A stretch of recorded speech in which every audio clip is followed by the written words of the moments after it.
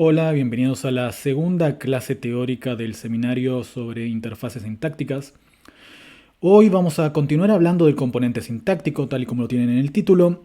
Vamos a estar abordando una serie de principios, mecanismos, una serie de supuestos que se conocen como el sistema de agree, que básicamente funciona de forma complementaria a la operación merge que discutimos la clase pasada. Si recuerdan, la clase pasada dijimos que la sintaxis, una de las operaciones sintácticas, quizá la operación sintáctica más importante, es la que me permite tomar un elemento alfa y me permite tomar un elemento beta, combinarlos y formar con ellos un constituyente mayor que podemos denominar una frase de tipo alfa, un alpha phrase. Esa operación es merge. Y la aplicación recursiva de merge, en el sentido de que yo combino dos elementos y por ejemplo formo un alpha phrase y puedo volver a combinar este alpha phrase con otro elemento para formar un gamma phrase y puedo volver a combinar ese gamma phrase con otro elemento para formar un delta phrase y así voy formando estructuras jerárquicas de mayor complejidad. La aplicación recursiva de esta operación combinatoria me va a permitir formar representaciones como la que tenemos acá en 1. Bien. Esto es lo que discutimos en la clase pasada. Vimos que con algunas diferencias, como por ejemplo la diferencia en cómo se estructura el verbo finito, por ejemplo, todas las lenguas vamos a asumir que tienen un esqueleto general en donde tienen una proyección más externa, digamos, que es la proyección relativa al complementante. Luego hay una proyección referida a la flexión o al valor temporal, el valor semántico de tiempo, y que luego tenemos la capa del VP, que es básicamente la sección donde se compone semánticamente el evento, donde tenemos un predicado, un verbo, por ejemplo, al que se le van a agregar argumentos y se le van a agregar adjuntos, y eso va a formar, el contenido, si se quiere, semántico, el contenido proposicional de nuestra oración. Eso es lo que vimos la clase pasada. No voy a entrar en mayores detalles ahora porque lo voy a dar por dado. ¿Qué es lo que vamos a discutir hoy? Bien, la clase pasada estuvimos discutiendo merge y lo que les acabo de decir es que merge lo que hace es combinar dos elementos alfa, beta y nos permite formar un elemento a partir de estos dos elementos. Esto sería un alpha phrase en este caso. Bien, el punto esencial es que esta operación combinatoria, merge, lo que me genera son relaciones de hermandad en el árbol. Por ejemplo, si yo formo una estructura como esta que tengo acá en 2, la aplicación de merge sobre alfa y beta me determinan que alfa y beta sean hermanos de orden más en la representación sintáctica, o en otros términos, que se manden C mutuamente. Esta es una relación sintáctica de carácter estrictamente local, o sea, es una relación que alfa solo establece con beta y beta solo establece con alfa. Es una relación entre dos muy cercanos en el árbol. Y lo mismo se va a aplicar en cada aplicación de merge. Por ejemplo, si yo continúo y combino, por ejemplo, mi alpha phrase con un elemento gamma, voy a tener un gamma phrase y nuevamente voy a tener una relación de hermandad entre mi gamma y mi alpha phrase. Y así sucesivamente voy a tener muchas relaciones de hermandad en el árbol formadas a partir de merge. ¿Cuál es el punto de a dónde estoy yendo con esto? El punto es que yo en algunos casos voy a querer explicar relaciones sintácticas que se dan a una distancia estructural mayor a la hermandad. Por ejemplo, ¿qué pasa si yo quiero decir que hay una relación sintáctica determinada entre el nodo gamma y el nodo beta, por ejemplo? Esa relación sintáctica no va a poder ser capturada a partir de la operación merge, porque merge lo que determina son relaciones de hermandad. Gamma tiene una relación de hermandad con alpha phrase, no tiene una relación de hermandad con beta. O sea, yo voy a querer postular algún tipo de principio u operación gramatical que opere a cierta distancia estructural en el árbol, porque justamente merge no me va a permitir explicar ese tipo de relaciones a cierta distancia estructural. Merge únicamente me da relaciones estructurales muy cercanas de hermandad. Uno de esos contextos en los cuales vamos a tener que hablar de relaciones a larga distancia, si se quiere, en el árbol, son las relaciones de concordancia. lo que tienen en 3 es un patrón bastante canónico que se usa para explicar cómo funciona la concordancia sujeto-verbo en español. Supongo que no tengo que explicar que en una oración como llegaron los chicos es el sujeto del verbo llegar. ¿Por qué? Porque los chicos concuerda con la flexión de llegar. Los chicos llegaron. Tenemos número plural, tercera persona en los chicos. Tenemos número plural, tercera persona en el verbo llegar. Yo obtengo oraciones agramaticales si no respeto la concordancia sujeto-verbo. O sea, si digo llegó los chicos, me faltó el acento en llegó en este caso, vamos a ponerlo. Si yo digo llegó los chicos, esta oración es agramatical porque el sujeto o el DP que debería funcionar como sujeto está en tercera plural, mientras que el verbo está en tercera singular. Y lo mismo ocurre en 13 con llegaron el chico. El DP que debería funcionar como sujeto está en singular, en este caso, y yo lo que tengo en el verbo es una flexión plural, llegaron.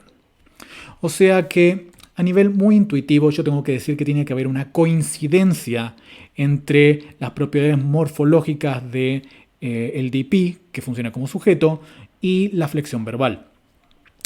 Esta coincidencia, esta dependencia que existe entre el sujeto, los chicos, y el verbo llegaron, se tiene que dar a cierta distancia estructural bajo los supuestos que ya introdujimos. ¿Por qué? Porque, bueno, lo que tenemos básicamente es la representación de 4, en donde el verbo llegar ocupa esta posición, o al menos la raíz del verbo llegar ocupa esta posición, donde selecciona como complemento a los chicos, y de esa manera se entiende que los chicos funcionan como el tema, recibe el papel temático de tema del verbo llegar.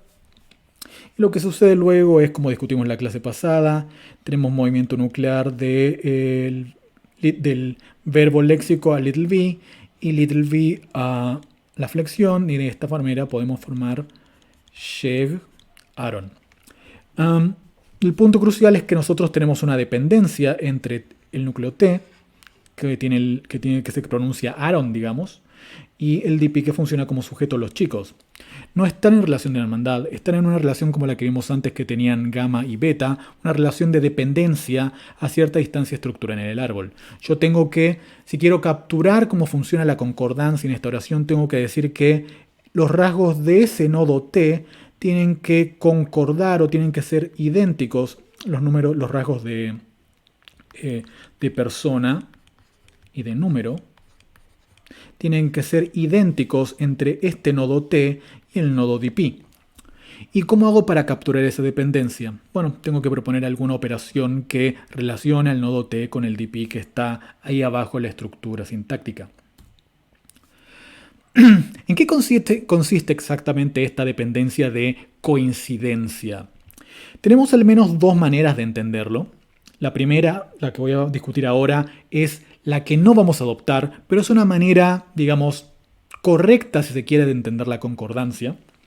Y esto sería suponiendo que la concordancia es una especie de condición de coincidencia entre las propiedades de la flexión y las propiedades del sujeto. Así, por ejemplo, yo lo que podría decir es que lo que necesito para tener concordancia es tener en mi sintaxis un elemento alfa, y ese elemento alfa tiene ciertas propiedades, ciertos rasgos. Por otra parte, en mi árbol sintáctico tengo un elemento beta, y ese elemento beta también tiene ciertas propiedades morfosintácticas, ciertos rasgos. Y yo digo que la concordancia, yo concibo la concordancia como la relación de identidad entre los rasgos de alfa y los rasgos de beta. ¿Ok? Lo que estoy haciendo en este caso es decir que los rasgos de alfa y los rasgos de beta son propiedades de cada uno de estos elementos, y la concordancia es una condición de identidad sobre estos rasgos, que es una manera de entender cómo funciona la concordancia, y crucialmente no va a ser la que asumamos en este curso. Esta, si se quiere, es una manera de entender la concordancia de forma simétrica, porque yo lo que estoy diciendo es que tanto alfa tiene sus propios rasgos como beta tiene sus propios rasgos. Comparemos esta manera de entender la concordancia con una mirada, si se quiere, asimétrica de la concordancia. Si entendemos la concordancia de forma asimétrica, podríamos decir que tenemos un elemento alfa y este elemento alfa tiene sus rasgos, R, propiedades morfosintácticas que son inherentes a este elemento alfa. Por otro lado tenemos un elemento beta, y crucialmente beta no tiene propiedades morfosintácticas análogas a las que tiene alfa. Y bueno, acá ya tenemos una asimetría. Alfa tiene ciertos rasgos, beta no tiene los mismos rasgos. Y acá en este caso podríamos entender la concordancia como un proceso al partir del cual yo tomo los rasgos de alfa y se los asigno al elemento beta. ¿Ok? Que esto puede sonar un poco, si se quiere, fancy, pero en realidad es una idea muy clásica acerca de cómo funciona la concordancia. Es la idea de que tenemos un elemento que controla la concordancia y un elemento que es controlado por la concordancia. ¿Ok? O sea, tenemos un elemento que tiene rasgos propios, tiene propiedades morfosintácticas propias, un elemento que carece de esas propiedades, y la concordancia es el proceso a partir del cual uno de los elementos le da las propiedades al otro elemento. O sea, hay una especie de compartición de rasgos. ¿Cómo determinamos qué elementos en la sintaxis tienen rasgos inherentes y qué elementos los reciben? Bueno, hay un argumento de tipo semántico para esto que va más o menos de la siguiente manera. Supongan un nombre como niño, ¿ok? Si yo digo niño, en singular y en masculino, estoy denotando a un cierto tipo de individuo en el mundo. Básicamente un nene masculino, un nene. No va a pasar lo mismo si yo digo niña, donde tengo también la base niñi, pero en este caso lo que tengo es morfología femenina. En este caso, el referente en el mundo va a ser algo diferente a en el caso de niño. Yo cuando diga niña no voy a estar refiriendo a la misma entidad, voy a estar refiriendo a una nena, por ejemplo. Algo similar va a ocurrir si agregamos valores de plural. Si yo digo niños, voy a estar hablando de un grupo de nenes y no de un solo nene. Voy a estar refiriendo a una entidad distinta al mundo, a una, si quiere, pluralidad. Y lo mismo va a suceder con niñas. Voy a estar refiriendo a una pluralidad de femeninas, nenas. O sea que, para el caso de los nombres, tanto el número como el género me va a determinar distintos referentes. El significado del nombre va a cambiar dependiendo de los valores de género y número. ¿Ok? Observemos qué pasa en otros casos. Por ejemplo, qué pasa si tengo un adjetivo, como por ejemplo rojo. El adjetivo rojo denota un color, ¿da? El color rojo. Pregunta, ¿la denotación de rojo cambia si yo cambio el género del adjetivo? ¿Estoy refiriendo a un color distinto? ¿Estoy refiriendo a una tonalidad diferente? Estoy refiriendo exactamente a la misma propiedad, a la propiedad de ser rojo. El tono de rojo al que estoy denotando no cambia. ¿Okay? O sea, no cambia el significado de a lo que estoy refiriendo con la raíz roj por agregarle un rasgo masculino o femenino. De lo que estoy hablando es exactamente lo mismo, del color rojo. Lo mismo sucede si lo pongo en plural. Si yo digo rojos, bueno, sigo hablando de cosas rojas, una pluralidad de cosas rojas, pero la rojez, digamos, del adjetivo no se ve modificada por agregar un rasgo de plural. Y lo mismo sucede con rojas. En cada uno de estos casos, el adjetivo rojo denota un color y no importa los valores de género y número que yo le asigne al adjetivo rojo, siempre voy a estar denotando el mismo color. Y también funciona de manera similar al adjetivo el valor temporal de la flexión verbal. Si yo digo llegó, donde acá me estoy fijando en la flexión, ¿no? En el significado de la flexión, en este caso pasado. Si yo digo llegó, puede estar haciendo referencia al pasado, sin importar si sea una persona la que llegó o 20 personas las que llegaron. Siempre voy a estar haciendo referencia a un punto temporal pasado. Siempre voy a estar haciendo referencia a la misma ubicación temporal. No importa si yo altero las propiedades de número y persona que se exteriorizan junto con el núcleo temporal. ¿Ok? El único caso en el que yo cambio mi referente con respecto a ciertos rasgos es con respecto a los nombres. Así que lo que voy a decir es que los nombres van a tener asignados a nivel léxico, a nivel del significado, ciertos rasgos y esos rasgos van a formar parte, si se quiere, de su significado. Mientras que adjetivos y la flexión van a recibir ciertos rasgos, pero esos rasgos no van a alterar su significado. Esos rasgos van a transmitirse a los adjetivos y a la flexión a un nivel puramente formal. ¿Ok? Esto va a ser una propiedad gramatical que no va a tener un recorrelato semántico. Si yo tengo el adjetivo rojo, no importa si ese adjetivo está en femenino, masculino, plural o singular, siempre va a referir a la rojez. Y la rojez va a ser exactamente la misma en todos los casos. Si yo tengo un tiempo pasado, no importa si ese tiempo pasado tiene rasgos de persona tercera o persona segunda o persona primera o plural o singular, siempre el rasgo de pasado va a ser pasado y siempre va a denotar un punto, una misma ubicación temporal con respecto al evento. Bien. Así que lo que vamos a poder hacer es decir que niños tienen ciertos valores morfosintácticos por defecto, si se quiere, o que los trae desde el léxico, mientras que adjetivos y la flexión los van a tener que recibir a partir de un proceso formal de concordancia. Vamos a formalizar un poco lo que venimos diciendo a partir de un par de definiciones que pueden parecer un poco complejas, pero en realidad no tienen nada de complejo.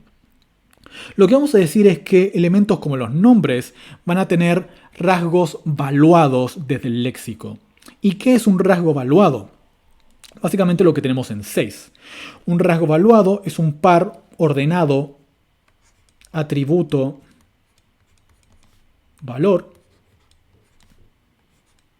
donde atributo es un elemento del conjunto de los atributos y valor es un conjunto del valor del conjunto de los valores. Ahora vamos a ver qué quiere decir esto.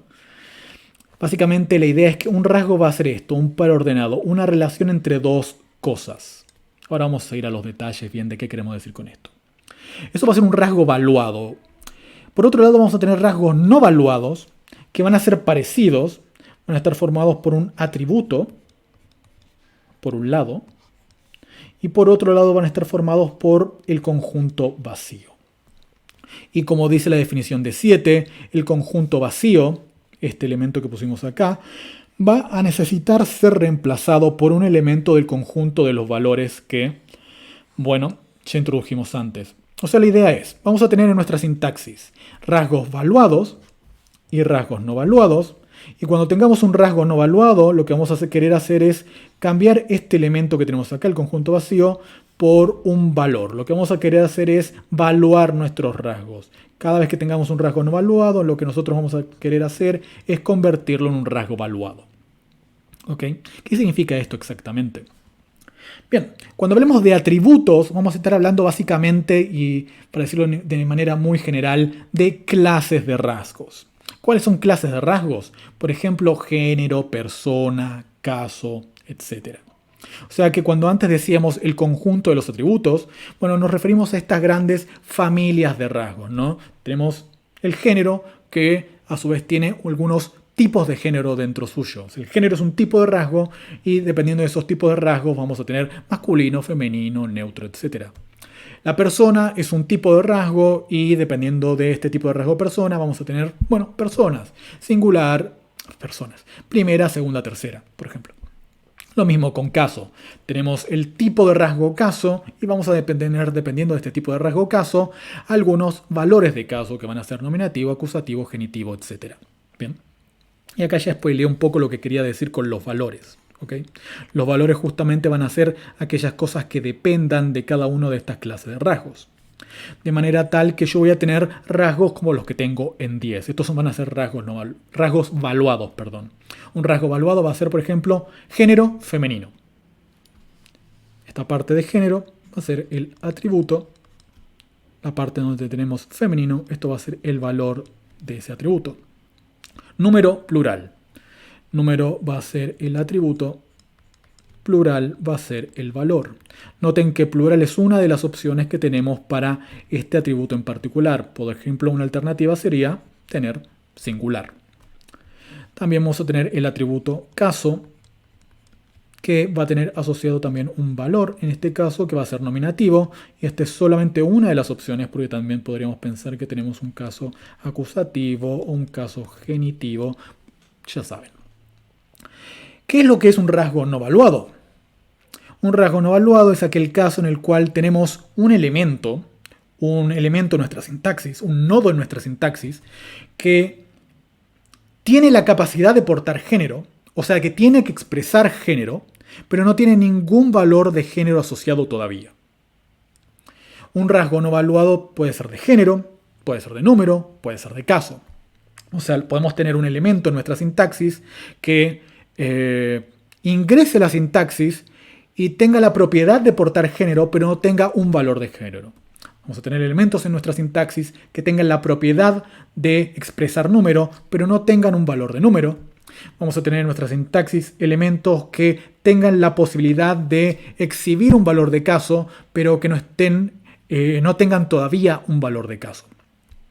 Y lo que nosotros queremos decir es que va a haber un proceso sintáctico que me va a permitir tomar este tipo de rasgo y convertirlo en este otro tipo de rasgo. Queremos que nuestros rasgos no evaluados se conviertan en rasgos evaluados, que es básicamente lo que se sigue la definición de rasgo evaluado o rasgo no evaluado que vimos recién. Bien. Volviendo a la concordancia sujeto-verbo, veamos cómo funciona esto. La idea es que nosotros teníamos esta estructura. Lo que vamos a decir es que en nuestro DP, los chicos, lo que tenemos son rasgos evaluados de tercera persona y de número plural. ¿Por qué? Porque bueno, esos rasgos son interpretables en el constituyente los chicos. Hay una diferencia si yo digo los chicos o el chico.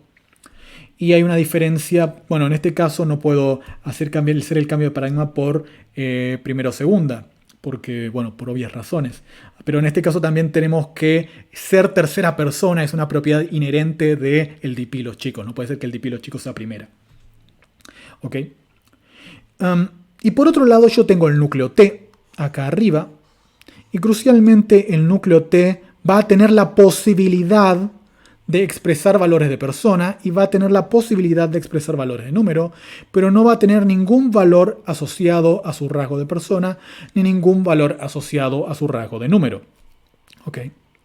Lo que yo necesito ahora es postular una operación sintáctica que me permita tomar los rasgos de persona y número que tengo acá en mi DP y asignárselos a mi núcleo T para así obtener la concordancia sujeto-verbo. Sujeto-flexión en este caso para ser más exactos. Esa operación va a ser la que Chomsky denominó agree. Que acá tenemos una definición informal.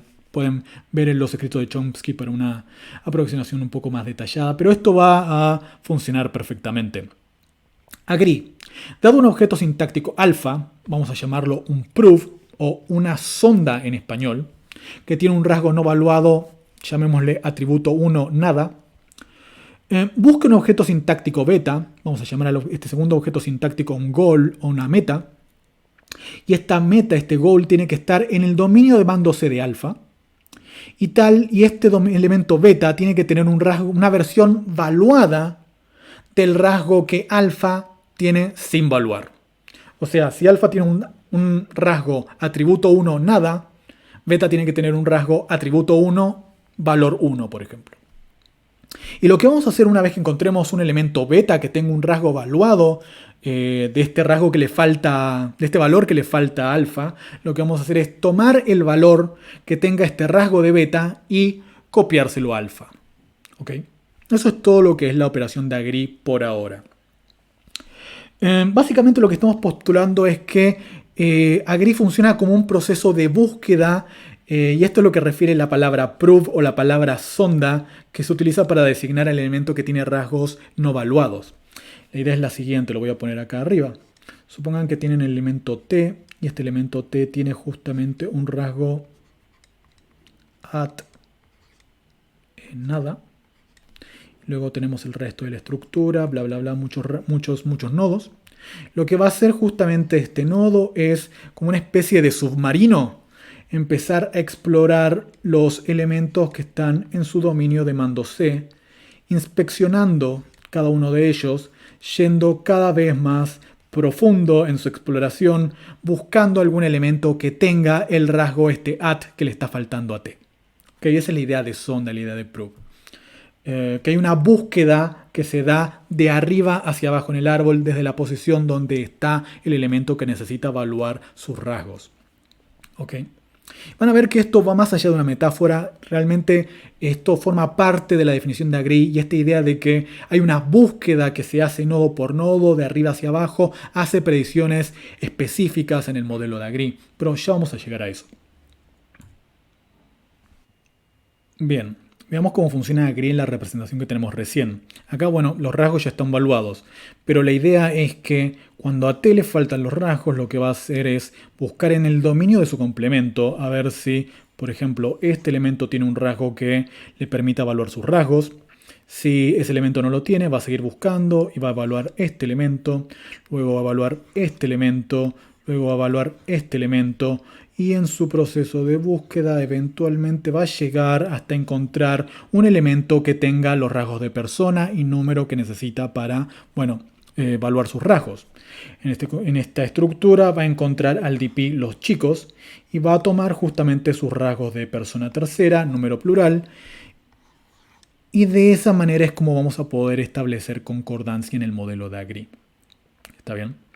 Noten que el modelo de Agree no tiene una regla que diga algo así como el sujeto tiene que concordar con la flexión, sino más bien lo que hace es buscar en la estructura sintáctica algún elemento que tenga los rasgos necesarios para que te evalúe sus rasgos.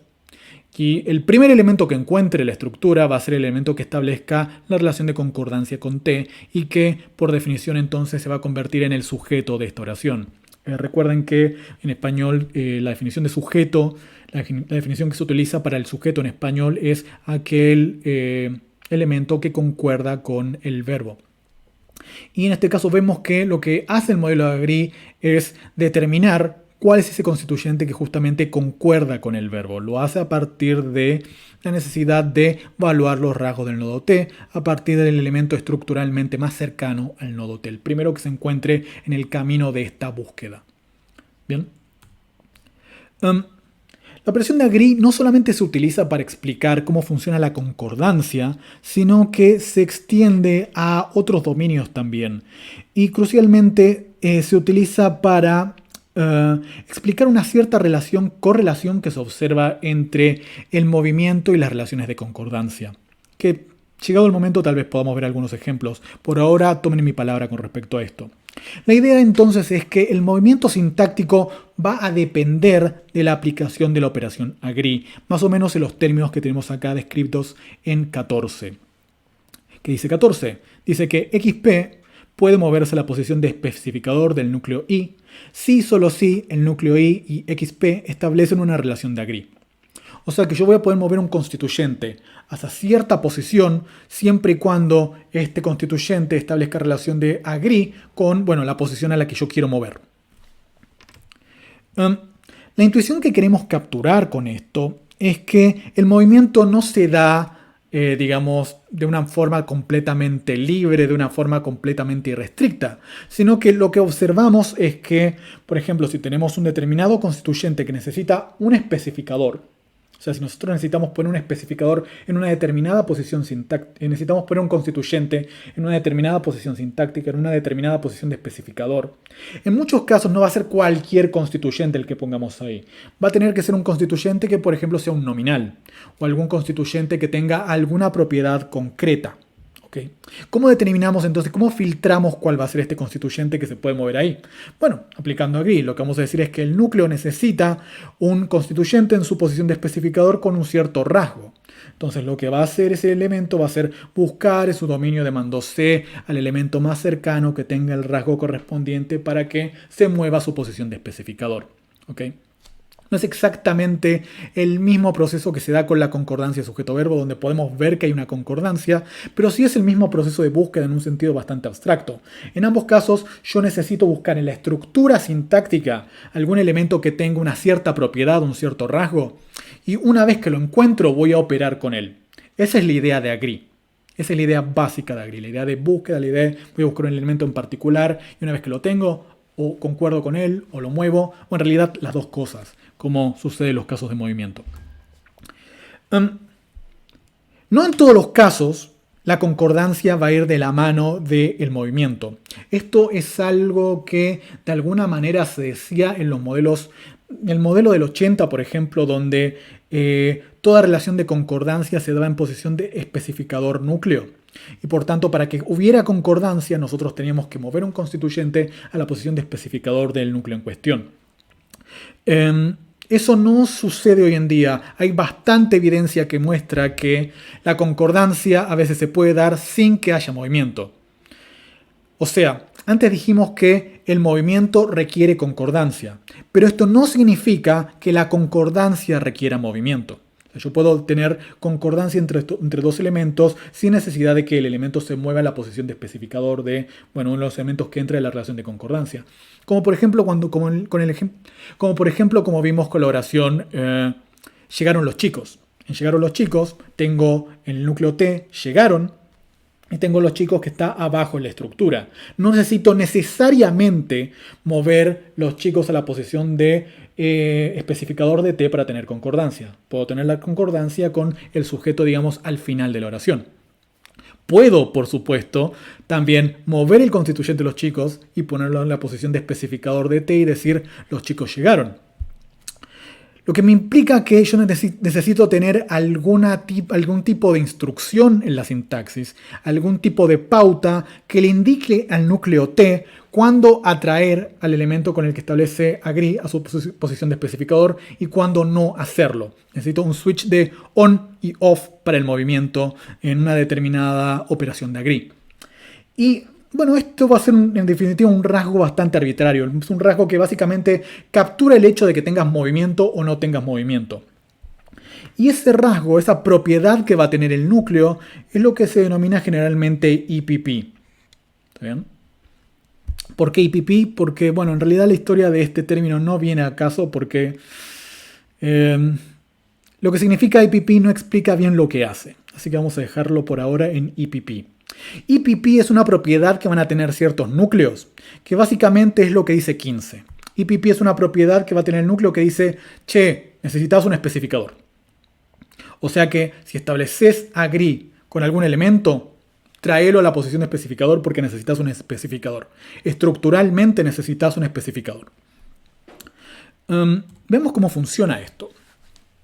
En una lengua, como decimos recién, en una lengua como el español, tenemos movimiento a la posición de sujeto, a la posición de especificador de T, de forma opcional. O lo que se dice que tiene el español es la propiedad de la inversión libre.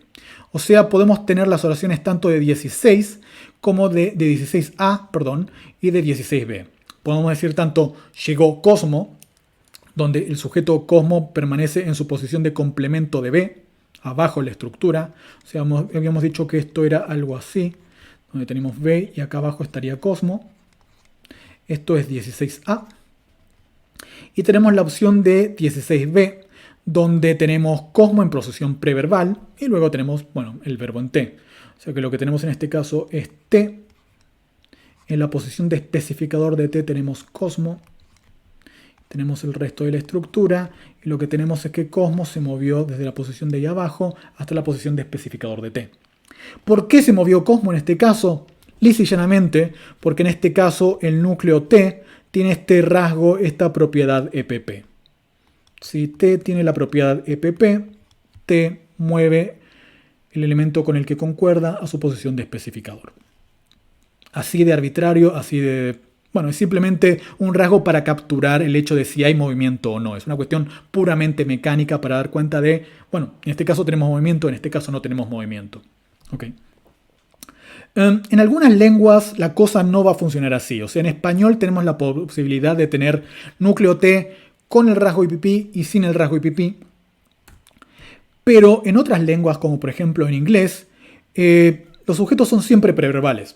O sea que tenemos que asumir que el núcleo T siempre tiene el rasgo IPP activado. O sea, siempre tiene el rasgo IPP on, el núcleo T. O sea que en inglés siempre vamos a tener T con la propiedad IPP.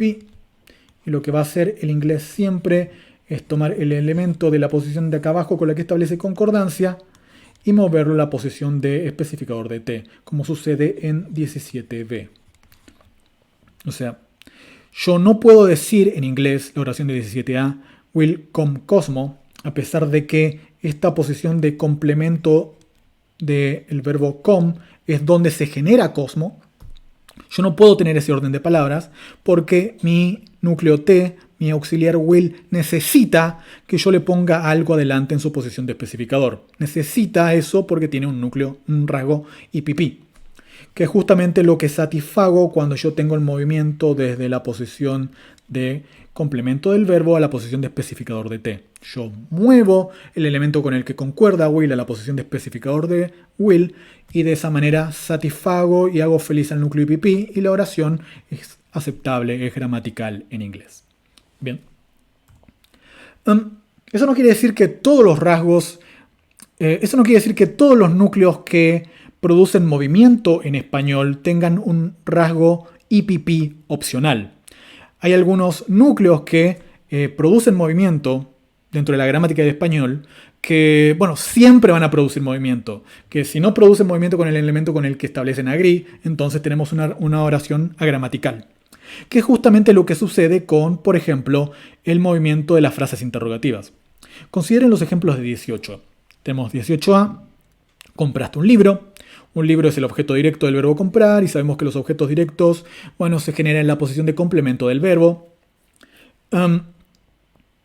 Lo que podemos hacer es hacer una pregunta con el objeto directo, o sea, en vez de tener el sintagma un libro, lo que yo puedo hacer es reemplazar un libro por un pronombre interrogativo, en este caso qué. Y lo que tengo que hacer con mi pronombre interrogativo en mi oración interrogativa es moverlo al margen izquierdo. O sea, yo tengo que decir algo así como ¿qué compraste? Donde moví el complemento del verbo a la posición de, bueno, ya vamos a ver a qué posición. Bueno, a la posición de especificador de C. Eso ya lo dijimos en la clase pasada. Bien, o sea, el elemento que, en este caso el pronombre interrogativo, recibe papel temático en la posición de complemento de comprar. Así es como entendés que estás preguntando por aquello que fue comprado. Y luego lo moves a la posición de especificador de C por un requerimiento formal. ¿Y cómo sabemos que tenemos este requerimiento? Porque en español no podemos hacer una pregunta como ¿compraste qué? Y sé lo que van a pensar en este momento es, sí que se puede. Hay preguntas eco. Como por ejemplo, si alguien dice algo, che, ¿compraste qué? Eso se puede decir. Pero noten que eso no es una pregunta. Eso es simplemente pedir que alguien repita cierta información que no quedó clara.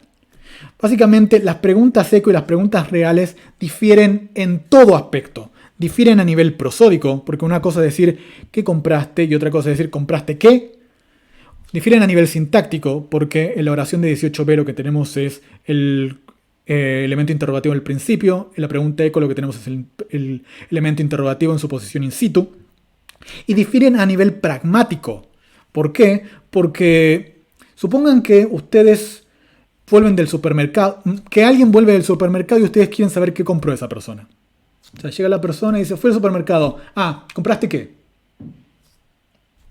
Eso no se puede preguntar. En este caso necesitamos preguntar ¿qué compraste? Para usar la oración de 18c necesitamos un contexto específico en el cual yo pida que se repita información que aparece justamente en la posición de complemento del verbo. Bien, en fin. El punto es que en español para hacer una pregunta necesitamos tener movimiento del elemento interrogativo a la periferia izquierda. En este caso, para que se dé 18b, lo que suponemos es que, bueno, lo que tenemos es una pregunta justamente en 18b. Así que asumimos que la oración está encabezada por un complementante interrogativo. Lo que asumimos es que este complementante interrogativo requiere un especificador y que ese especificador no puede ser cualquier tipo de elemento. No es que podemos mover el verbo, por ejemplo, en este caso, o que podemos mover un artículo o podemos mover cualquier cosa a esa posición. No.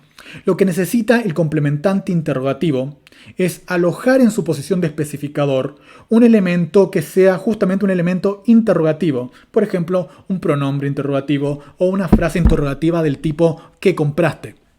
No puedes mover ahí cualquier cosa. Y el punto es que esta selectividad la podemos capturar a partir de una relación de Agree, un tipo de concordancia abstracta entre el núcleo entre el núcleo C, interrogativo, y la frase interrogativa. Básicamente los términos que tenemos acá. Lo que decimos, por ejemplo, es que lo que tenemos es un núcleo C, interrogativo, recuerden, int. Y ese núcleo C tiene un rasgo IPP que dice, necesito un especificador. Y tiene un rasgo no valuado de algún tipo. Ya voy a volver sobre esto del rasgo no valuado de algún tipo. Lo que tenemos es el resto de la estructura, donde tengo un sujeto nulo. Recuerden que la oración era que compraste, no había un sujeto expreso. Y lo que tenemos en la posición de complemento del verbo es el pronombre interrogativo que tiene varias propiedades morfológicas, pero lo que a nosotros nos interesa es que tiene una versión valuada de este rasgo at1 y lo tiene valuado como WH. ¿Cuál es el punto? ¿Por qué lo estoy llamando rasgo at1? Porque yo sé que el elemento que, el pronombre interrogativo que, es un elemento interrogativo. ¿Sí? Lo que quiere decir que tiene un rasgo WH o un rasgo Q, si quieren, no sé, usar algo que sea más... llámenlo como quieran a la propiedad que hace de este elemento un elemento interrogativo. Ese elemento que tiene esa propiedad. Lo que no sabemos es exactamente qué clase de rasgo es ese que hace a qué un elemento interrogativo. O sea, no sabemos cuál es el tipo de rasgo correspondiente al rasgo WH. Y por esa razón es que en este caso yo simplemente lo estoy denominando rasgo at1. Hay algunas propuestas muy sueltas en la bibliografía. Por ejemplo, Ritzy lo que dice es que esto tiene que ser un rasgo de cuantificación, un rasgo Q, un poco como dije acá, tal vez de forma errónea. O sea que tenemos un tipo de rasgo Q, un atributo Q, y ese tipo de atributo Q tiene un posible valor que puede ser el valor WH. Y otro posible valor es el valor de foco, etcétera, etcétera. Pero el punto es que no estamos seguros de eso, no sabemos si Q es un tipo de rasgo, y el problema es que, como dice acá abajo, no tenemos todavía armada una tipología clara de cuáles son los rasgos que participan de las relaciones de concordancia en el sistema de Agree. O sea, hay algunos rasgos que no sabemos de qué tipo son, pero que en este caso, por ejemplo, necesitamos decir que existen porque sabemos que existen. Sabemos que tiene que haber al menos una propiedad que haga del pronombre interrogativo que un elemento interrogativo. ¿Okay? Tiene que haber algo en que lo haga elemento interrogativo. En fin, el punto es que se necesita entrar en una relación de Agree con este elemento, y una vez que entre en relación de Agree con este elemento, lo que va a hacer es necesitar atraerlo a su posición de especificador. ¿Cómo funciona Agree nuevamente? Este elemento va a buscar en la estructura un elemento que tenga un rasgo valuado del tipo at1 y va a buscar en la estructura hasta que finalmente se encuentre con un elemento que tiene este rasgo valuado. En esta estructura solamente tengo un elemento interrogativo que tiene el rasgo valuado at1, por tanto yo voy a mover el elemento que a la posición de especificador del complementante, que es, quiero creer lo que está en la siguiente diapositiva. Exacto. O sea, yo moví desde esta posición de complemento del verbo, el pronombre interrogativo hasta la posición de especificador del complementante. Y lo que hago con este movimiento es evaluar el rasgo at del núcleo C, cualquiera sea el tipo at, simplemente un placeholder para algún tipo de rasgo. Y lo que hacemos es satisfacer el rasgo IPP de C. Y así es como formamos la oración interrogativa que compraste. Bien. Esa es la idea de cuál es la relación entre Agree y movimiento. Yo necesito que haya Agree para tener una operación de movimiento. Y recuerden siempre, no necesito tener movimiento para que haya una operación de Agree. Bien, les hago una pregunta, más bien un juego. Piensen en un verbo transitivo cualquiera que tenga dos argumentos, un agente y un tema. ¿Ya lo tienen? Piensen, ¿cuál de los dos argumentos de ese verbo es el que funciona como sujeto? Es decir, ¿cuál de los dos, el agente o el tema, es el que concuerda con la flexión verbal en una oración? Si hicieron el pequeño experimento mental, habrán notado, y predicción rotunda, si eligieron un verbo que tiene un agente y un tema, seguramente, de hecho seguro, que el agente es el argumento que concuerda con la flexión verbal. ¿Y por qué? ¿Por qué necesita ser el agente que concuerda con la flexión verbal y no el tema? ¿Hay algún tipo de condición semántica que determina eso? ¿Por qué funciona así? Esto básicamente lo captura el sistema de Agree de forma muy simple. Nosotros la clase pasada vimos que la estructura de una oración transitiva canónica involucra un little VP como el que tenemos acá en el cuadrado, donde el tema se combina con el verbo para formar un VP y luego introducimos el agente, el argumento que tiene el rasgo más causa a partir del núcleo little v. Okay. De esta manera, el agente siempre va a ser el elemento estructuralmente más alto dentro de la estructura del little VP.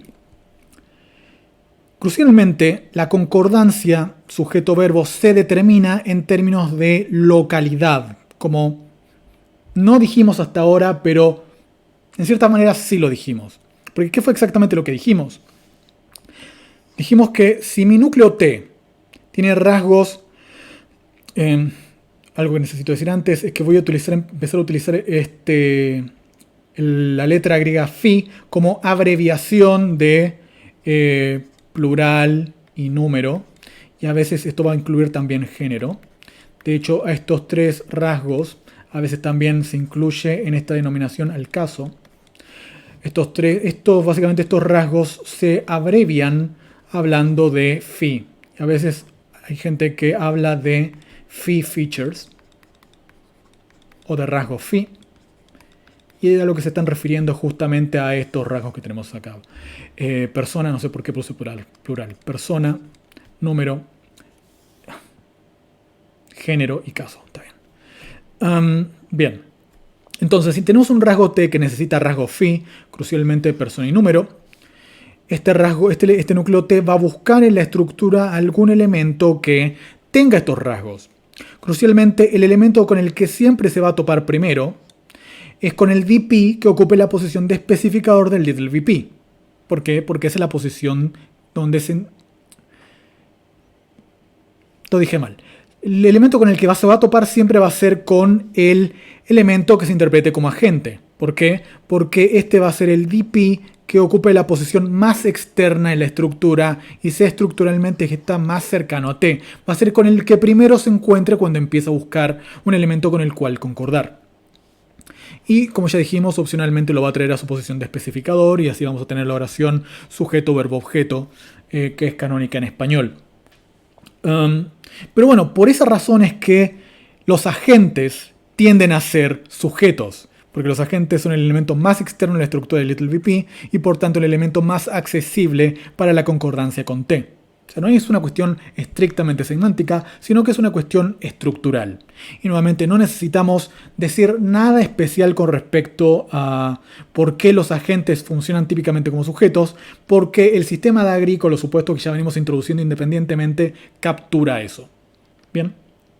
Vamos a seguir hablando del problema de localidad y básicamente de casos en los cuales vamos a observar que supongan que tienen un determinado núcleo, llámenlo X, y tienen un XP, y luego dentro de la estructura tenemos una frase I, un YP, y una frase Z. Lo que vamos a observar muchas veces es que X no va a poder establecer cierto tipo de relación sintáctica con el elemento Z, con la frase Z, y no va a poder establecer esa relación sintáctica porque muchas veces va a haber un elemento como este IP que va a estar más cercano estructuralmente. O sea, la relación más larga va a ser imposible porque van a haber un elemento disponible para establecer el mismo tipo de relación sintáctica que va a estar más cercano. En ese caso se dice que este constituyente es un interventor en la relación entre X y el ZP. ¿Ok? Eso también se deriva del sistema de búsqueda de Agree, porque Agree, este elemento si establece Agree con algún elemento, va a buscar en la estructura el elemento más cercano y ese elemento siempre va a ser este y nunca va a poder ser el ZP. Pero vamos a ver que algunos fenómenos de islas, cuando lleguemos a hablar de islas, se explican de esta manera. Bueno, ya entraremos en detalle con respecto a esto, no quiero elaborar mucho con respecto a eso porque, bueno, ya va a llegar el momento. Pero en fin, eso también se captura a partir de Agree. Legitimación nominal. Miren las oraciones que tenemos en 22. Arrestar a Cosmo es una buena idea, 22a, donde tenemos una cláusula de infinitivo funcionando como sujeto. Arrestar a Cosmo. Y no hay ningún problema con decir arrestar a Cosmo. Nosotros podemos utilizar un infinitivo de esa manera y está todo bien. Lo que no podemos decir es algo como 22b. Los detectives arrestar a Cosmo. O sea, si hablar como Tarzán, eso no se puede hacer. Lo que necesitamos hacer para que podamos poner nosotros el DP los detectives en la oración es establecer una relación de concordancia entre la flexión y el DP los detectives. ¿Ok? Lo que en cierto sentido parece indicar que yo necesito establecer una relación de concordancia para legitimar la presencia de un determinado DP en la oración. Noten que, como dice acá, no parece haber ninguna razón semántica por la cual 22b esté mal. De hecho, si yo digo los detectives arrestar a Cosmo, se entiende de alguna manera lo que estoy diciendo. El problema es que lo que estoy diciendo es agramatical por, bueno, principios de la gramática justamente. ¿Qué principios son esos? Bueno, esto es lo que quiere decir el problema de la legitimación nominal. ¿Bajo qué condiciones yo puedo introducir sintagmas nominales en mi oración y bajo qué condiciones no puedo introducir sintagmas nominales? Crucialmente, como verán en 22b, este es un contexto en el cual no puedo tener un nominal, pero si este verbo está flexionado y hay concordancia, entonces sí puedo tener el nominal. Crucialmente, esta legitimación se parece tener algo que ver con la concordancia, o más en los términos de esta clase, parece tener que ver con una relación de agree entre un cierto evento, en este caso el núcleo T, y en este caso un DP que va a funcionar como sujeto. Lo que se dice clásicamente con respecto a la legitimación nominal es que hay una propiedad abstracta que tienen los nominales que se denomina caso abstracto, o caso simplemente, siempre y cuando usemos C mayúscula y lo distingamos de caso con C minúscula, que bueno, es el caso normal morfológico que muestran los nombres, por ejemplo, del latín. Y hay una condición sobre los nominales que dice que todos los nominales tienen que tener esta propiedad abstracta de caso, que es básicamente el filtro de caso que tenemos en 23, que dice que un DP va a causar agramaticalidad si ese DP no recibe un valor de caso abstracto. Crucialmente lo que se hace en el sistema de Agree es introducir el filtro de caso y de alguna manera subsumirlo al sistema de Agree. ¿Okay? Lo que vamos a ver es que el caso va a ser un rasgo que tienen los nominales que va a adquirir un determinado valor siempre y cuando ese nominal establezca una relación de Agree con ciertos núcleos. Por ejemplo, con el núcleo T. Bien. Esa concordancia tiene que tener una propiedad especial. Tiene que ser lo que se denomina una concordancia plena. Y hay mucha discusión con respecto a qué quiere decir que sea una concordancia plena. Entre nosotros, una concordancia posta, una concordancia de verdad. La idea es que la concordancia tiene que darse con todo el conjunto de rasgos del nominal. Pero esa idea puede traer problemas a nivel descriptivo porque, bueno, los nominales en español tienen género, por ejemplo. Y el núcleo T no tiene género. O sea que tendremos que decir algo así como que para mantener la idea de que la concordancia plena es concordancia en todos los rasgos del nominal, tendríamos que decir que el núcleo T concuerda en género en español, lo cual, bueno, es algo que podríamos decir, pero que no se sigue de nada, básicamente. Así que lo que vamos a hacer simplemente es decir que la concordancia plena, y recuerden, esto es una definición provisoria, en español al menos va a ser el caso en el cual un DP establece una concordancia con un elemento y este elemento toma los rasgos de persona y número del DP. ¿Okay? O sea, básicamente los rasgos con los que concuerda T. ¿Okay? Lo que vamos a tener cuando tengamos concordancia sujeto-verbo es un caso de concordancia plena. Por tanto, en este caso de concordancia, T le va a asignar un rasgo de caso al nominal con el que concuerde y ese rasgo de caso va a ser nominativo. ¿Bien? Acá tenemos el arbolito, si se quiere, para esto. Este es el árbol de llegó Cosmo.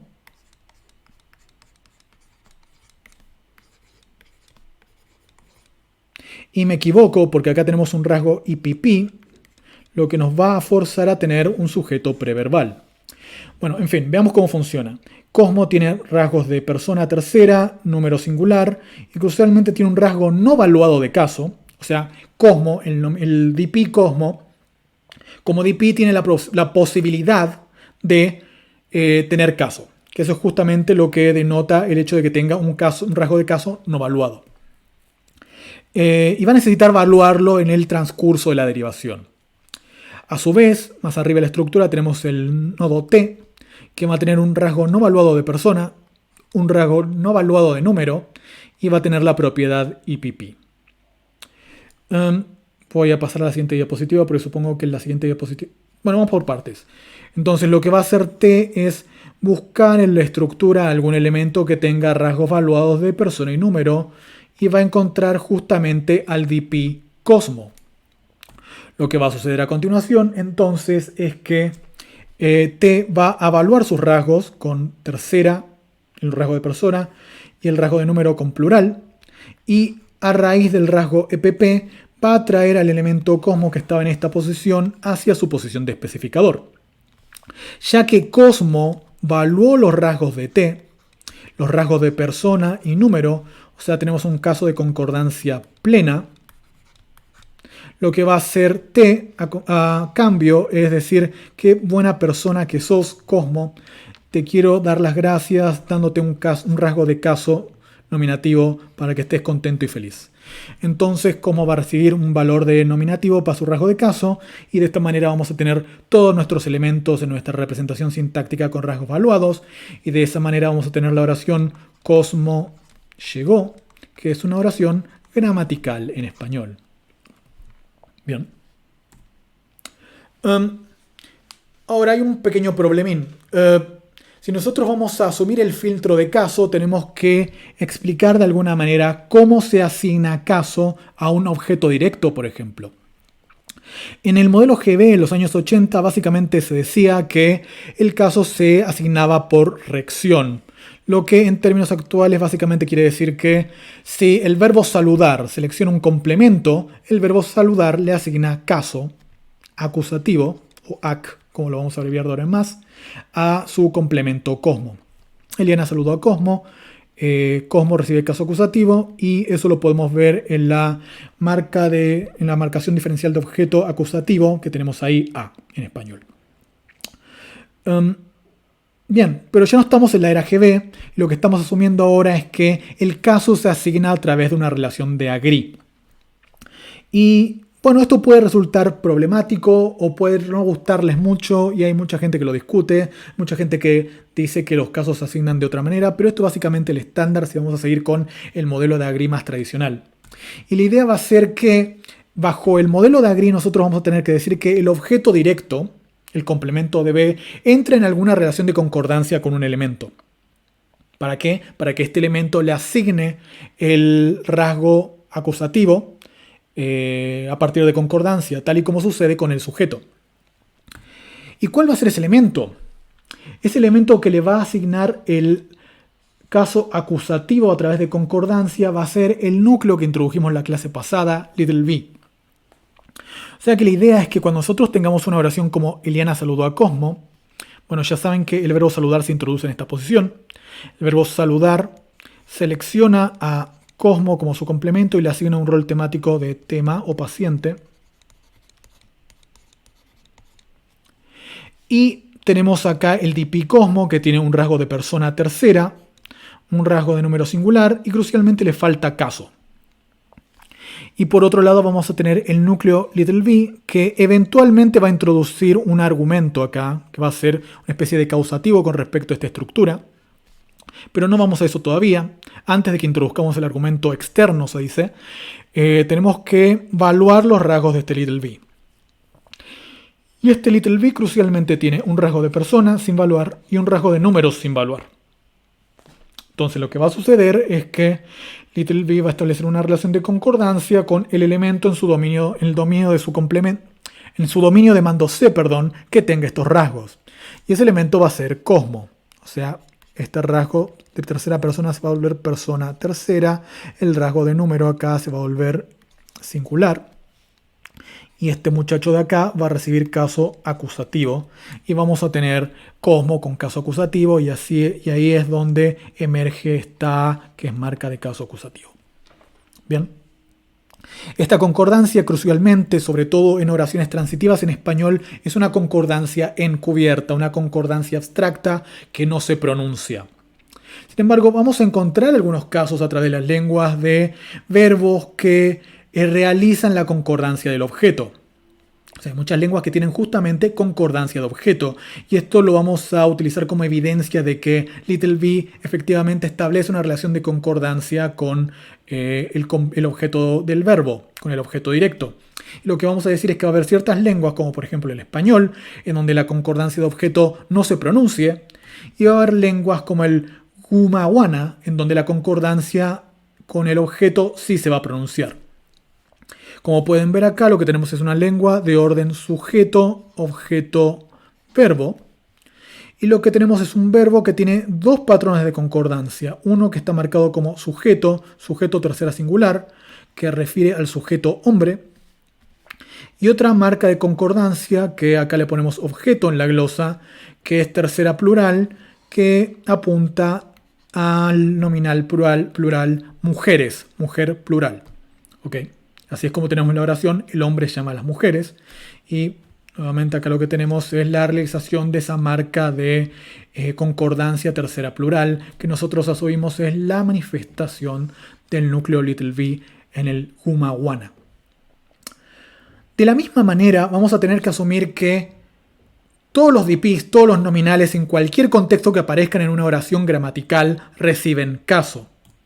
Así, por ejemplo, cuando tengamos el complemento de una preposición en la casa. En ese contexto tenemos que decir que hay una relación de agree abstracta entre... Vamos a hacer el arbolito. Supongamos que tenemos algo como... Es muy grande para nada, más pequeño. Tenemos en... esto es un PP, una frase preposicional que selecciona como complemento un DP, la casa. En este caso, este DP tiene ciertos valores de singular y de tercera. Lo que vamos a decir es que va a tener que haber una relación de agreement abstracto, de agree abstracto entre la preposición y los valores del DP. Bien. Y lo mismo se va a dar para... Notarán que acá puse adposiciones. No sé si están al tanto de esto, pero las adposiciones es una clase que incorpora a las preposiciones y a las posposiciones. Y la única diferencia que hay entre preposición y posposición es la posición que tienen con respecto al DP. Las preposiciones son las que aparecen antes del DP y aparecen en lenguas como el español, por ejemplo. Las posposiciones es el mismo tipo de elemento, de una semántica un poco locativa, si se quiere, pero aparecen a la derecha, si se quiere, del DP. Y esto pasa típicamente en lenguas de núcleo final. Lo van a encontrar, por ejemplo, en guaraní. Bien. ¿Cuál es el punto? Sí, que así como tenemos casos donde vemos que hay concordancia de objeto, también apoyando este tipo de análisis donde tenemos una concordancia de tipo abstracto entre una preposición o una posposición con su complemento, también vamos a tener casos de preposiciones o posposiciones que concuerden con su complemento. Tenemos un ejemplo del au, que es una lengua austronesia, y lo que tenemos es una preposición, que es básicamente este elemento de acá, que manifiesta concordancia en tercera neutro singular con el nominal que está en su posición de complemento árbol. Esto es algo así como contra el árbol y contra manifiesta este tipo de flexión. Este tipo de flexión de acá abajo, perdón. Y bueno, lo que tenemos ahí es una preposición que manifiesta concordancia. También en apoyo la idea de que las preposiciones concuerdan de alguna manera, se quiere, encubiertamente con su complemento en ciertas lenguas. En fin, ese es el supuesto que necesitamos asumir con respecto a cómo se legitiman los nominales si vamos a ir con una teoría de caso abstracto. Bien. Como les dije, esta no es la única opción que está disponible en la bibliografía. Son libres de explorar otras opciones acerca de cómo funciona el caso y cómo se legitiman la presencia de nominales en las oraciones. Pero eso es lo que vamos a discutir por ahora y es lo que voy a tomar como sabido en el resto del curso. Bien, hablemos un poco de la inacusatividad, que tiene que ver con esta idea de que el núcleo B, el núcleo little b, hace dos cosas importantes dentro de la estructura de lo que es, bueno, el little vp. Por un lado dijimos que, esto lo dijimos en la clase pasada, más que nada, introduce un argumento. O sea, dijimos que hay un tipo de little b que tiene un rasgo abstracto de causa o de algo similar, que hace que introduzca un agente, una causa, un argumento externo a lo que de otra manera sería una predicación intransitiva, la del little vp, la del vp grande, ¿no? Eso es lo que decíamos en la clase pasada.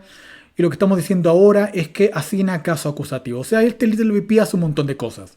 Tenemos evidencia que muestre que hace ambas cosas, que un mismo constituyente se encarga de ambas funciones. Y el hecho es que sí hay algún tipo de evidencia, y es el hecho de que parece haber una correlación sistemática entre la propiedad de little b de asignar un rol temático al sujeto y asignar caso. Y esto se conoce como la generalización de Burcio, que es lo que tienen acá. Los verbos que seleccionan, que asignan rol temático al sujeto, pueden asignar caso acusativo a su objeto. Solo los verbos que asignan rol temático al sujeto pueden asignar caso acusativo al objeto. Que es algo que podemos ver de forma muy transparente con ejemplos que discutimos en la clase pasada, a partir del tipo de oraciones que discutimos en la clase pasada. La clase pasada dijimos que un verbo como hervir tiene un little b que permite que nosotros introduzcamos un agente en esta oración y que nosotros podamos decir algo así como cómo hirvió el agua. En este caso tenemos un agente, o sea, el sujeto recibe un rol temático, agente, y en este caso yo tengo el DP, el agua, que tengo que decir que está recibiendo caso acusativo. ¿Cómo sé que el agua está recibiendo caso acusativo? Porque lo puedo pronominalizar y reemplazar por un clítico acusativo. Okay. El hecho de que yo pueda reemplazar el DP, el agua, por un clítico acusativo muestra que el agua tiene caso acusativo.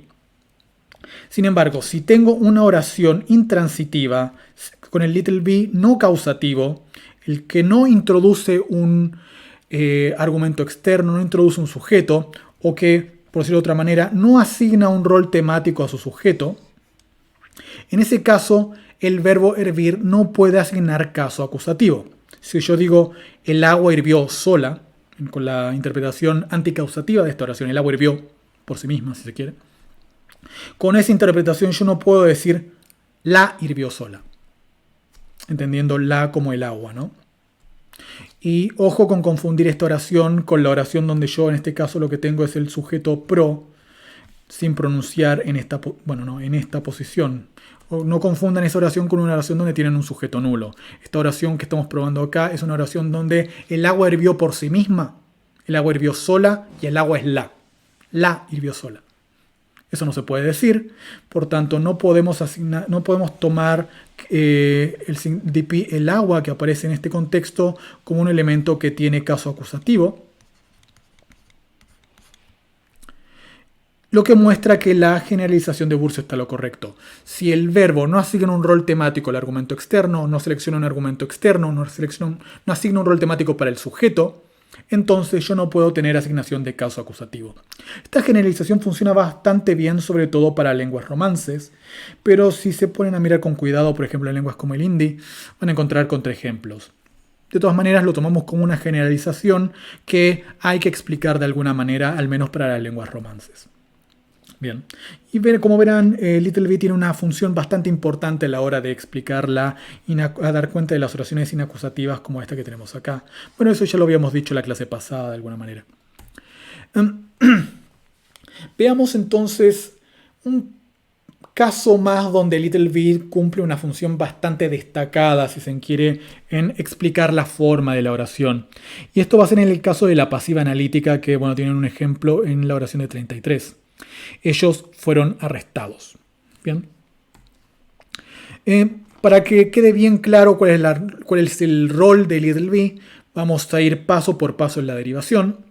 Y no voy a hacer nada demasiado nuevo con respecto a lo que ya vimos antes, con respecto a todos los supuestos que ya introdujimos. Va a ser más de lo mismo, pero como para que vean que las ideas que introdujimos ahora con respecto a LittleV, de que LittleV tiene las dos funciones de asignar caso acusativo y de introducir un argumento externo, bueno, parecen estar satisfechas por el mismo tipo de elemento. Empezamos desde abajo en la derivación y lo que tenemos es que el verbo, el núcleo del VP es arrestar, que selecciona un paciente o un tema ellos, le asigna rol temático ellos, y ellos es un DP, recuerden los pronombres son DPs, que tiene rasgos de persona tercera, número plural, género masculino en este caso, vamos a tomar en consideración el género esta vez, pero que le falta un rasgo de caso, le falta un valor de caso. Bien, continuamos en la derivación. Y lo que hacemos a continuación es introducir el núcleo del LittleVP. Ese núcleo para las pasivas va a ser un núcleo pasivo, un LittleV pasivo, que va a tener dos propiedades cruciales. Uno, no va a introducir argumento externo, o sea, esta posición de especificador del LittleV no va a existir en este caso. Y ya que no existe esa posición, siguiendo la generalización de Burcio, este elemento no va a asignar caso acusativo a su objeto, al objeto directo de la oración. Esa es la primera propiedad. La segunda propiedad es que este elemento tiene rasgos no evaluados de género y número. Porque, bueno, ya saben que la oración que queremos formar tiene el participio pasivo arrestados.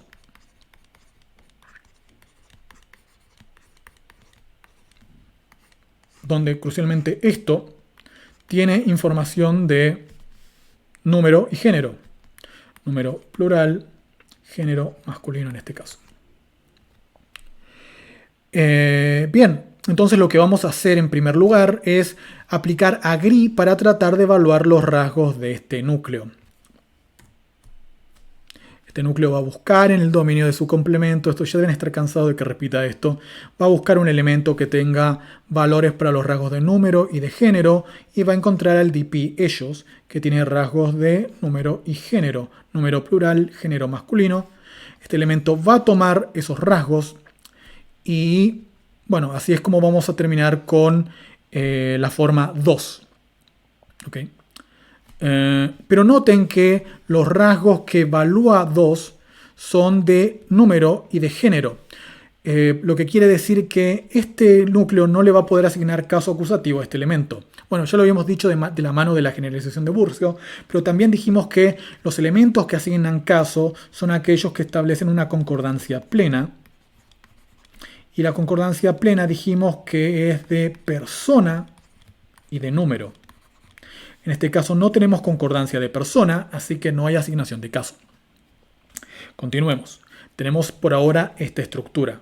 Lo siguiente que vamos a hacer es mover el núcleo B a LittleV para formar el participio pasivo arrestados. O sea, movemos el verbo arrestar a LittleV y formamos, bueno, arrestados.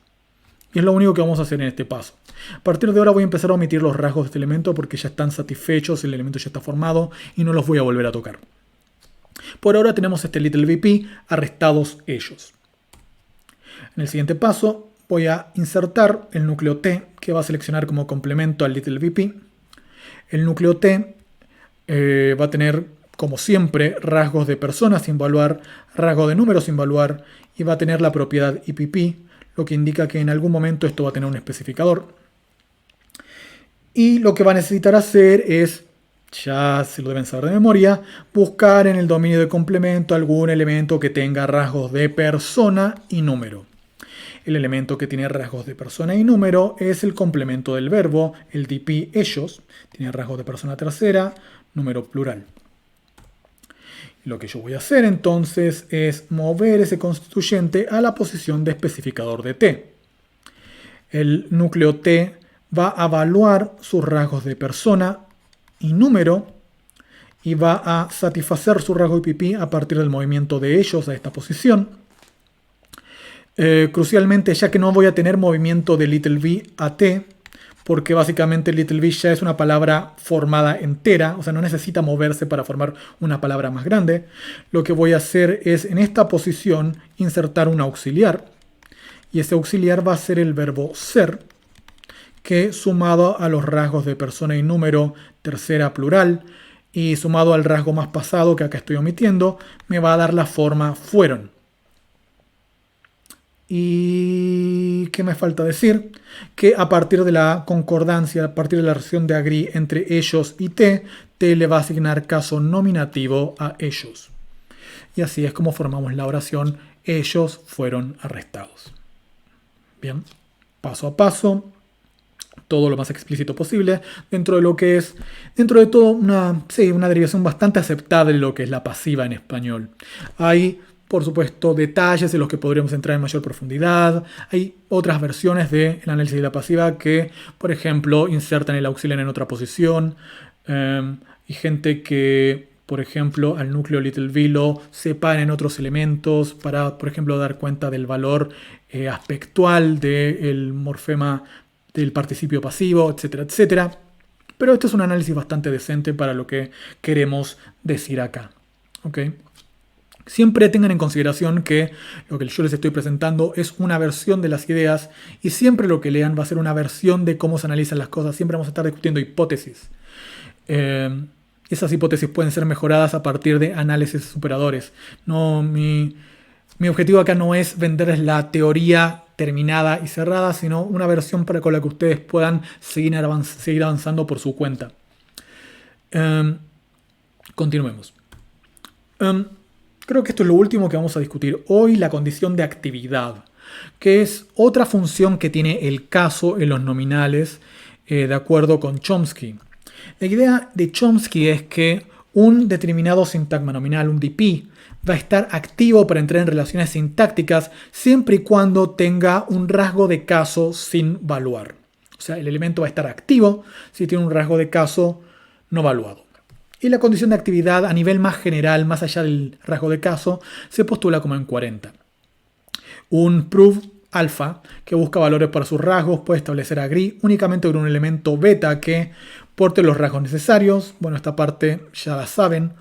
Y 2, que esté activo. Esto quiere decir que tenga un rasgo no valuado. O sea, para hacer el arbolito rápido y sencillo, supongo que nosotros tenemos un rasgo núcleo T acá que necesita evaluar sus rasgos phi. Esto es un phi y esto es un conjunto vacío, se parecen bastante, sobre todo si los dibujo yo. Tenemos un TP, estructura, estructura, estructura, y luego tenemos un DP acá abajo que tiene rasgos phi de algún tipo, tiene rasgos phi. Y también tiene un rasgo de caso, pero este rasgo de caso está valuado, vamos a decir que tiene caso acusativo. Este núcleo T va a buscar en el dominio de su complemento algún elemento que tenga rasgos para evaluar los suyos. Va a encontrar este DP, va a notar que este DP tiene rasgos phi valuados y va a querer evaluar su rasgo phi. El problema es que no lo va a poder hacer porque este DP está inactivo o desactivado porque ya tiene caso. O sea, este DP está en off. Ya no se puede hacer cosas con este DP. Este DP ya está apagado, ya terminó su vida útil dentro de la derivación sintáctica. ¿Ok? O sea que este T, este núcleo T, se va a quedar sin rasgo, sin elemento con el cual evaluar sus rasgos. Y en definitiva, esta oración va a ser una oración gramatical dependiendo de nuestros supuestos, claro está. Hay gente que dice que en situaciones como esta lo que hace T es adoptar valores por defecto, por ejemplo, tercera singular.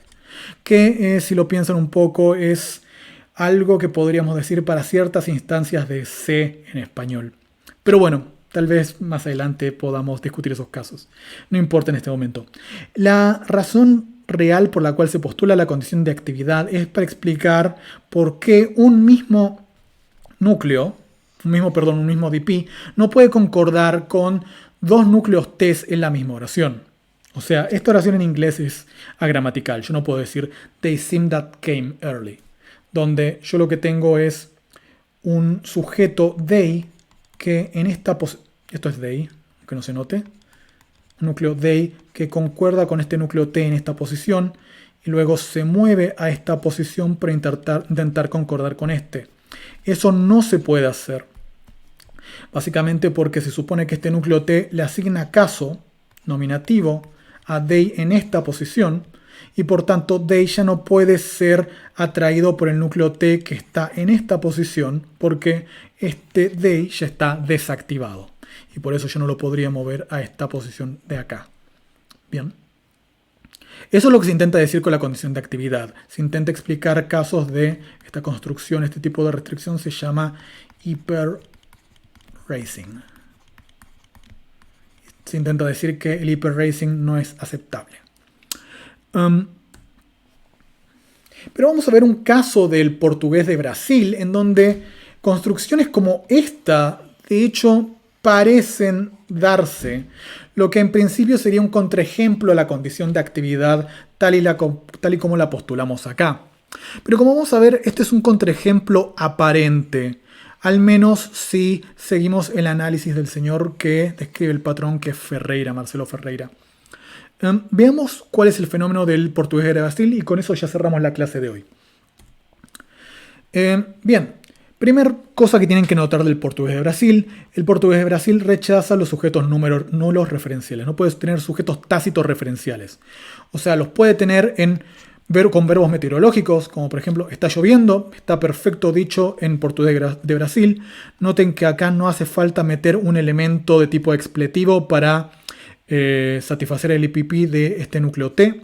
O sea, como saben en inglés, lo que hay que decir en este contexto es it rains. Y este it se inserta acá justamente para satisfacer el IPP del núcleo T en inglés. Pero en portugués de Brasil esto no hace falta. Podemos decir directamente está lloviendo. Y se dice que en esta posición lo que hay es un sujeto nulo pro. También se puede tener sujeto nulo en oraciones impersonales. O sea, en esta posición también habría un pro. En esta oración es algo así como mataron al presidente. Y no sabes exactamente quién lo mató. Lo mataron. Alguien. En ese tipo de oración impersonal también podés ahorrarte tener que poner un sujeto explícito en esta posición. Lo que no puedes hacer es tener una oración con sujeto tácito referencial. O sea, donde te necesitas tener un sujeto que apunte a un referente. Por ejemplo, una oración como compró un auto nuevo. Vos no podés decir esto con un sujeto nulo, porque este sujeto nulo debería ser referencial, porque vos necesitas decir que alguien en particular compró el auto. Bien. Eso no se puede decir en el portugués de Brasil. El portugués de Brasil, en otras palabras, rechaza los sujetos nulos referenciales. Sin embargo, vamos a encontrar casos en los cuales cosas como esta de 42C sí se puede decir. Y es en un contexto, por ejemplo, subordinado, donde tenemos al referente de este elemento nulo, de este, en principio, sujeto nulo, realizado en la oración matriz. Lo que sí se puede decir es algo así como Juan dice que compró un auto nuevo, donde esta posición de acá que nosotros vamos a asumir que está satisfecha por algún elemento que simplemente vamos a decir que es una empty category, un elemento nulo que refiere a Joao. Básicamente esto quiere decir que yo cuando digo Joao dice que compró un auto nuevo, la interpretación que yo tengo es que el que compró el auto fue Joao. O sea que el sujeto del verbo comprar es correferencial con Joao y por eso necesito poner acá algún tipo de elemento anafórico que retome a Joao. Bien, eso sí se puede decir. Y bueno, tal vez lo que podríamos decir con respecto a la oración de 43 es, bueno, quizás la condición que estamos observando, el contraste que podemos ver entre 42C y 43, es que en el portugués de Brasil los sujetos nulos referenciales se restringen a contextos subordinados. y podríamos explicar así el contraste entre 42C y 43. Sin embargo, la cosa no es tan fácil porque vamos a ver algunos contextos en los cuales nosotros esperaríamos tener sujetos nulos en oraciones subordinadas y el portugués de Brasil no los tiene. Por ejemplo, vamos a comparar con el español. Mira la oración de 45A, por ejemplo. Juan dice que María piensa que es inteligente. En este caso, si yo digo Juan dice que María piensa que es inteligente, el sujeto de es inteligente, o sea, la persona que se considera inteligente, bueno, esto puede ser un poco ambiguo, porque si yo digo esto, puedo entender que María piensa que ella es inteligente o que María piensa que Juan es inteligente. Lo crucial es que yo puedo tener la interpretación de que María piensa que Juan es inteligente. Si yo digo Juan dice que María piensa que es inteligente, este elemento puede hacer referencia a Juan. Yo puedo tener la interpretación de que María está hablando de, piensa de Juan, que Juan es inteligente cuando digo la oración de 45A. Bien. Sin embargo, en portugués de Brasil esto es imposible. Si yo digo Juan dice que María piensa que es inteligente, la interpretación de que el que es inteligente es Juan o Joao no puede darse. En este caso, la única interpretación disponible que yo tengo es esta, donde María es la que piensa que ella misma es inteligente. Bien.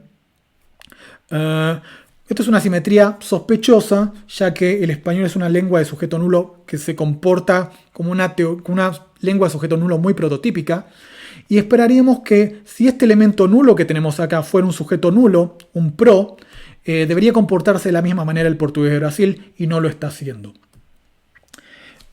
Lo mismo vamos a tener con otros casos, por ejemplo 45b. La madre de Juan piensa que es inteligente. En este caso yo puedo decir la madre de Juan piensa que es inteligente, donde el que es inteligente es Juan. O sea, la interpretación relevante acá es que la madre de Juan piensa que Juan es inteligente. Yo puedo obtener esa interpretación en español y no hay ningún problema. En el portugués de Brasil, sin embargo, esta interpretación es inaceptable. La madre de Juan piensa que él es inteligente, estoy en esta oración. Esta relación de anáfora no puede darse con esta oración, lo cual nuevamente es sospechoso porque una lengua de sujeto nulo prototípica admite esa relación de correferencia, esa relación de anáfora, y sin embargo el portugués de Brasil la rechaza. Tercer contexto. En español podemos decir algo así como Juan dice que María piensa que son inteligentes, donde el sujeto tácito, el sujeto nulo pro, está haciendo referencia al mismo tiempo a María y a Juan. ¿Okay? Es un pronombre, el pronombre puede tener un referente plural y ese referente plural puede hacer referencia al mismo tiempo a Juan y a María. ¿Por qué no? Lo que nuevamente no se puede hacer en el portugués de Brasil. Yo no puedo decir que en el portugués de Brasil, si Juan dice que María piensa que son inteligentes, esta oración es inaceptable porque, bueno, yo no puedo tener la interpretación de que el sujeto nulo de la oración esta, o cualquiera sea este tipo de objeto nulo que tengo acá, cualquiera sea este tipo de categoría vacía que tengo acá, no puede hacer referencia al mismo tiempo a Joao y a María. Bien, en resumen, parece ser que hay un número de propiedades que son distintas entre una lengua de sujeto nulo muy prototípica como el español y el portugués de Brasil. Y esto sugiere que este elemento que acá estamos llamando EC, no es un sujeto nulo, no es un pro. Okay. Es algún otro tipo de categoría vacía que ocupa esa posición. Bien. Otra propiedad de las lenguas de sujeto nulo. Las lenguas de sujeto nulo obedecen el overt pronoun constraint, que es básicamente una condición que dice que si vos necesitas tener una cierta interpretación con respecto a una posición de sujeto, esa posición de sujeto necesariamente tiene que ser un sujeto nulo y no un sujeto expreso como él o ella. ¿Qué condición es esta que se establece sobre los sujetos? Que sean ligados por una expresión cuantificacional que los precede. Por ejemplo, si yo en español digo ningún alumno cree que es inteligente, yo lo que tengo acá es una expresión cuantificada, ningún alumno, que no refiere a ningún alumno en particular, sino que cuantifica sobre el conjunto de alumnos, y lo que yo puedo hacer a partir de esto es tomar distintos miembros del conjunto de alumnos y cada uno de uno de estos miembros del conjunto de alumnos cumple la condición de que él cree que sí mismo es inteligente. Bien. Si yo digo, ningún alumno cree que es inteligente, yo puedo tener la interpretación correferencial, digamos, de que para ese determinado alumno, él cree que es inteligente. ¿Ok? Lo que yo no puedo hacer es, bajo las mismas condiciones, en vez de usar un sujeto nulo, poner un pronombre expreso como él. Y yo no puedo tener la misma interpretación cuando digo, ningún alumno piensa que él es inteligente. Si yo digo, ningún alumno piensa que él es inteligente, yo no obtengo la interpretación de que el alumno está pensando que él mismo es inteligente, sino que la interpretación que obtengo es que él piensa que otra persona es inteligente. ¿Ok? No puedo tener una interpretación anafórica de él en este caso. Esto no puede darse. Y eso es justamente lo que describe el overt pronoun constraint. Si yo necesito tener mi pronombre de sujeto ligado, ese pronombre de sujeto tiene que ser un sujeto tácito, un sujeto nulo pro. Bien, esto sucede en una lengua de sujeto nulo prototípica como el español. Una lengua de sujeto nulo prototípica como el español obedece el overt pronoun constraint. Esto no sucede en el portugués de Brasil, que básicamente funciona al revés. ¿Qué quiere decir esto? Que si yo en el portugués de Brasil digo, ningún chico dice que María piensa que es inteligente, yo no puedo tener una lectura anafórica. No puedo tener una lectura anafórica con este sujeto nulo que debería ser pro. Noten que en español la lectura anafórica está disponible. Y sin embargo, si utilizo un sujeto expreso como él, en portugués de Brasil, sí puedo obtener la lectura anafórica y la lectura ligada, cosa que está prohibida en español. ¿Ok?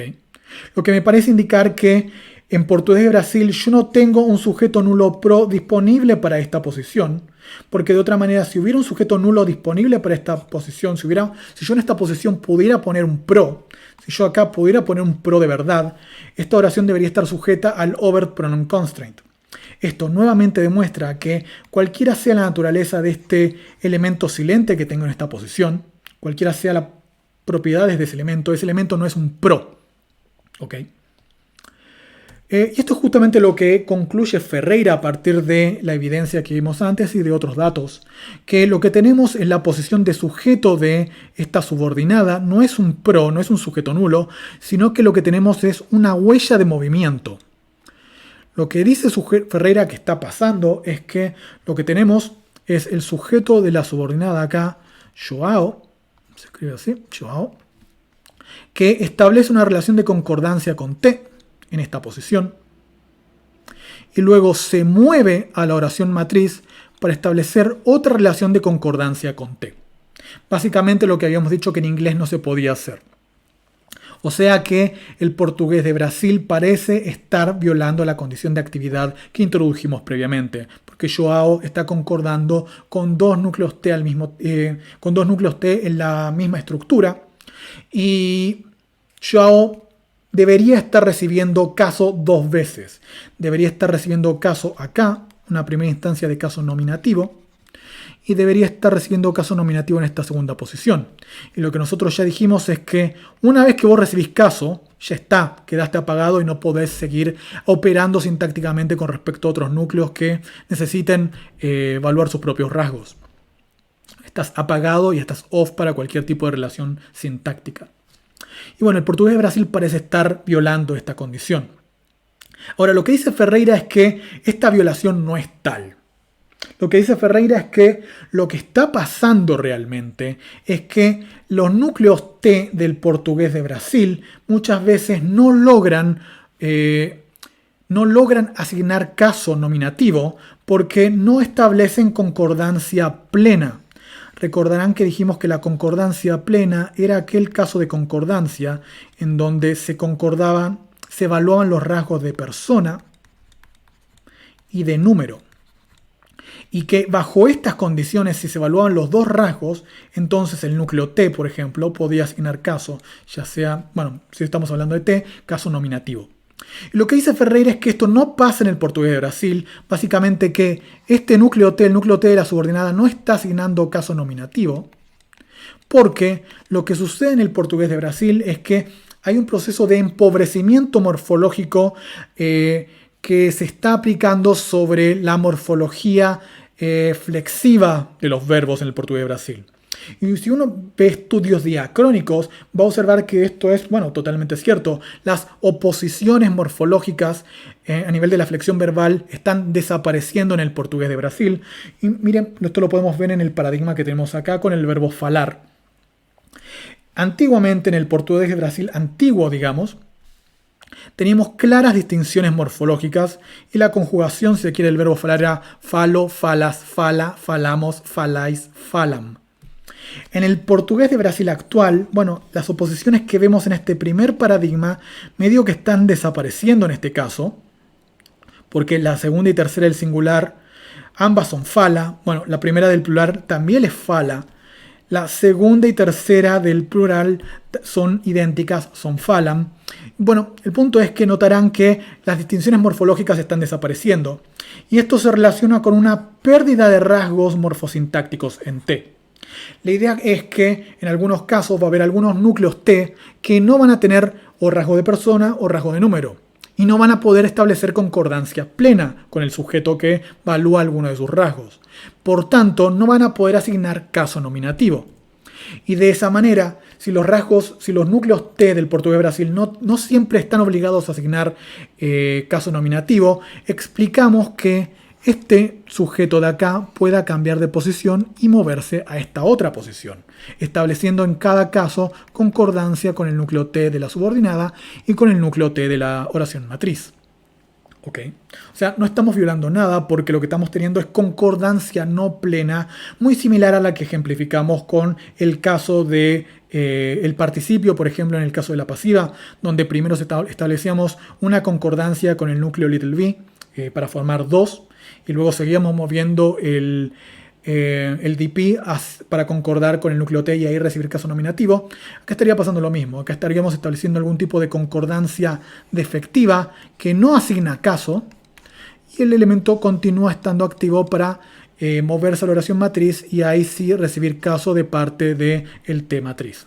Esa es la idea de Ferreira y eso es como se evita de alguna manera violar la condición de actividad en estas oraciones. Pero no solamente que queramos explicar que no se viole la condición de actividad, no es que la idea sea evitar que se viole la condición de actividad para que, digamos, nos cierre la teoría. El punto acá es que yo en esta posición necesito tener algún tipo de elemento nulo, algún tipo de elemento vacío. Yo tengo dos opciones, o tengo un sujeto nulo, pro, o tengo una huella T. Y el punto es que yo demostré que no puede ser este elemento un sujeto nulo pro. Por tanto, no me va a quedar más opción que decir que es una huella T. Y si yo demuestro que esta huella T cumple las condiciones como para poder ser una huella T justamente, estoy ofreciendo un análisis más redondeado del patrón, porque de otra manera, si yo dijera sin explicar nada que esto es una huella T, la gente me diría, bueno, pero ¿cómo haces para que tu sujeto reciba caso en dos posiciones a la vez? Ferreira tiene una historia para eso y te dice, bueno, no es que reciba dos casos, lo que pasa es que la subordinada no recibe caso porque no tenés concordancia plena. Bien, ese es el análisis de Ferreira, esa es la historia que les quería contar sobre el portugués de Brasil. Espero que no haya sido demasiado complejo y que se haya seguido un poco el argumento central. Y eso es todo lo que tengo que decir por la clase de hoy, que se hizo bastante larga a pesar de que me quedaron muchas cosas en el tintero. Resumamos lo que vimos en esta clase. En esta clase vimos una breve formalización de los rasgos sintácticos. Vimos que básicamente los podemos entender como un par ordenado, atributo, valor. Introdujimos la operación de agree. Supongo que no necesito recordarles cómo funciona esto porque lo repetí hasta el cansancio. La utilizamos para dar cuenta de la concordancia sujeto-verbo. Esto también lo hicimos y espero que haya quedado claro. Vimos la conexión entre agree y movimiento. Vimos que para que haya movimiento necesitamos que haya una operación de agree, pero ojo que la inversa no se cumple. Yo no necesito que haya movimiento para que se dé la operación de agree. Esto lo discutimos. Discutimos la noción de legitimación nominal, la idea de que yo necesito asignar caso abstracto. Esta C debería ser más grande porque es mayúscula. Caso abstracto a los nominales para explicar cómo es que pueden aparecer en ciertos contextos y en otros contextos no. Y por último, presentamos el concepto de actividad sintáctica y analizamos un potencial contraejemplo del portugués de Brasil. Bien, a partir de lo que les di en la clase de hoy, ustedes tienen algunas actividades para completar, las van a encontrar en el campus. Y bueno, nos vemos el jueves. Si tienen alguna consulta con respecto a lo que yo haya dicho esta clase, me la hacen el jueves. Y estamos en contacto. Hasta luego.